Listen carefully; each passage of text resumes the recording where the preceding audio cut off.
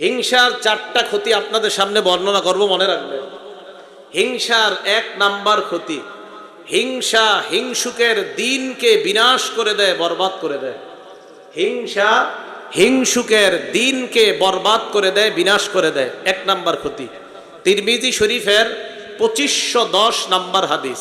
ক্বালা রাসূলুল্লাহ সাল্লাল্লাহু আলাইহি ওয়াসাল্লাম, আল্লাহ নবী বলেন, দাব্বা ইলাইকুম দাউল উমাম, তোমাদের উপর অতীত জামানার উম্মতের বেদি তোমাদের উপর সংক্রমিত হয়। অতীত উম্মতের একটা রোগ তোমাদের উপর সংক্রমিত হয়। এই রোগের মধ্যে একটা রোগ হলো আল হাসাদ, হিংসা করা। আল্লাহ নবী বলেন, হিয়াল হালিক, হিংসা নামক অপরাধ এমন একটা অপরাধ, হিয়াল হালিক, যেটা বিনাশ করে দেয়, মুন্ডন করে দেয়। আল্লাহ নবী কয়, লা আকুলু তাহলিকুশ শারাক, আমি এটা বলছি না হিংসা তোমাদের মাথা মুন্ডন করে। নবী বললেন হিংসা নামক অপরাধ মুন্ডন করে দেয়।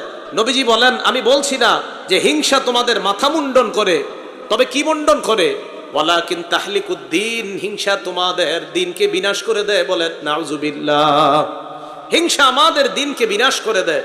আল্লাহ পাক রব্বুল আলামিন হিংসা নামক অপরাধ থেকে আমরা সবাই যেন বেঁচে থাকতে পারি, আল্লাহ তৌফিক দান করেন। ফ্যানের আওয়াজ হইতেছে, যেটা ওইটা বন্ধ করে দেন, তাহলেই তো হয়।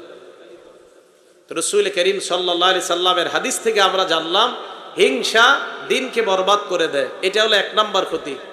হিংসার দুই নাম্বার ক্ষতি, রমজান মাসে এত আমল করলেন, এই আমলগুলা যেন বরবাদ না হয়ে যায়।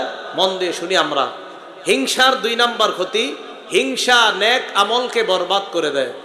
আবু দাউদ শরীফ কিতাবের নাম, হাদিস নাম্বার 4903 নাম্বার হাদিস। ক্বালা রাসূলুল্লাহ সাল্লাল্লাহু আলাইহি ওয়াসাল্লাম, আল্লাহ নবী বলেন, ইয়াকুমুল হাসাদ, শোনো তোমরা হিংসা থেকে তোমরা বাঁচো। ফাইন্নাল হাসাদ ইয়াকুলুল হাসানাত কামা তাকুলুন নারুল হাতাব।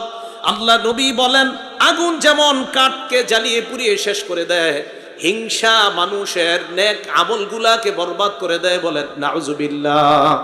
হিংসা মানুষের নেক আমলকে নষ্ট করে দেয়।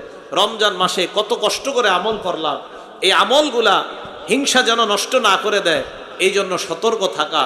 তাহলে হিংসার এক নাম্বার ক্ষতি, হিংসা দিনকে বরবাদ করে দেয়। হিংসার দুই নাম্বার ক্ষতি, হিংসা নেক আমলকে বরবাদ করে দেয়। হিংসার তিন নাম্বার ক্ষতি, হিংসা এবং ঈমান এক অন্তরে স্থান নিতে পারে না। হিংসা এবং ঈমান এক কলবে একসাথে থাকতে পারে না।